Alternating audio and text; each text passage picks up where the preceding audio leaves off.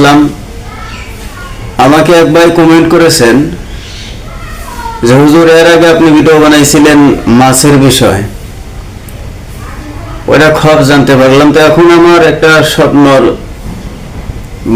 খবের তাবির চাই, যেটা হলো যে আমি স্বপ্নের মাঝখানে আমি সাপ দেখতে পারি।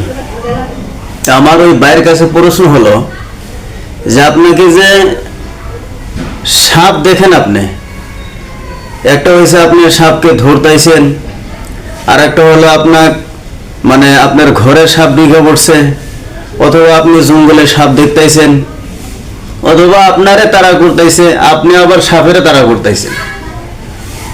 তো যদি এরকম হয়ে থাকে বিস্তারিত ভিডিওতে আপনারা দেখতে পারবেন। আমি সুন্দর একটা কিতাব, লেখক মোহাম্মদ ইবনে সিরিন রহমাতুল্লাহি আলাইহি দামাত বরকাতু আলিয়া, তিনি খবর তাবির করছেন এরকম ভাবে যে কোনো মানুষের যদি ঘরের মাঝখানে যদি সাপ ঢুকে পড়ে, তাহলে আপনি মনে করবেন যে আপনার ঘনিষ্ঠ মানুষ অথবা আপনার বগলের মানুষ, নিকটের মানুষ আপনার শত্রু আছে, অথবা আপনার ঘরের মানুষই আপনার শত্রু আছে। আর কোনো মানুষের যদি এরকম হয় যে আপনি জঙ্গলে গেছেন, আপনি সাপের সঙ্গে লড়াই করতেছেন, সাপ আপনার সঙ্গে লড়াই করতেছে, এরকম যদি হয়ে থাকে, তাহলে আপনি মনে করবেন যে আপনার কোনো মানুষের সঙ্গে, যে মানুষ আপনি চিনেন না, জানেন না, এগুলা মানুষের সঙ্গে আপনার ক্যাসাল হবো,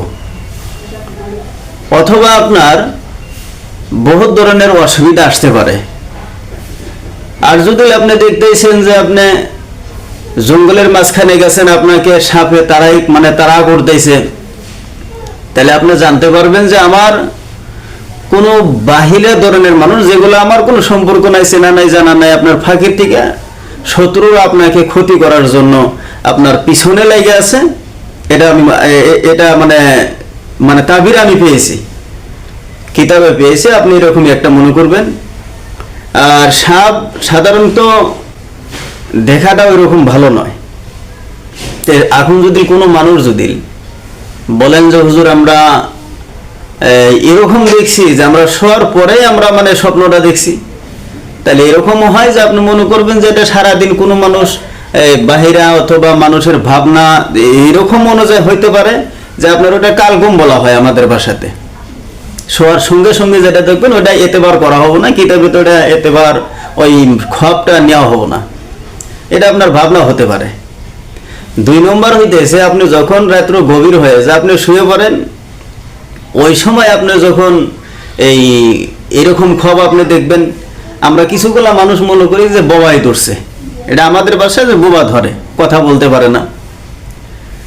আসলে তো বোবা ধরার বোধে এরকম কিছু নেই, হাদিসের ভিতরে আমরা কোরআনের ভিতরে পাইনি যে ওরকম আছে বিলা।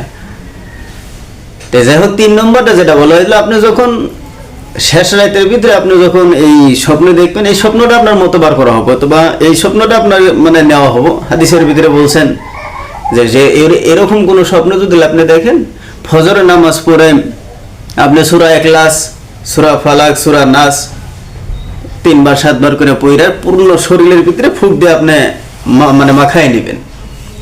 তারপর আপনার সব সময় সূরা ফাতিহা আপনি পড়ে থাকবেন, ইনশাআল্লাহ এই মুসিবতে থেকে আপনি রক্ষা পাওয়ার সম্ভাবনা আছে।